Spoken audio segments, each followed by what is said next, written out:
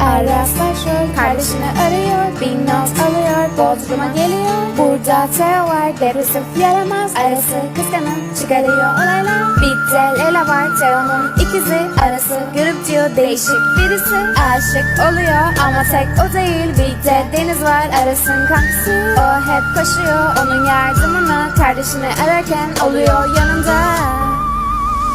Hakan Teo'nun sözde babası, Hakan'ın var çok sır. Serhat her şeyin farkında, unutup bırakan ablam Şebnem aşık ama Şebnem evli Hakan'la. Hakan aldat onu Nuray'la, Nuray evliydi İlhan'la. Salak Ali hep aileler kötü, üzgün çocuklar tek özlemeyi. Barış'ın annesi Barış, Aras'ın öbür kankisi Sıla, Ezgi Leyla'nın besleri Sıla, Teo'yla sevgili. Teo'nun aklında başka biri, Kutay Evren Teo'nun kankası. Kutay daha çok onun kölesi, bir de vermektin kendisi yetim. Aras'ın büyük destekçisi.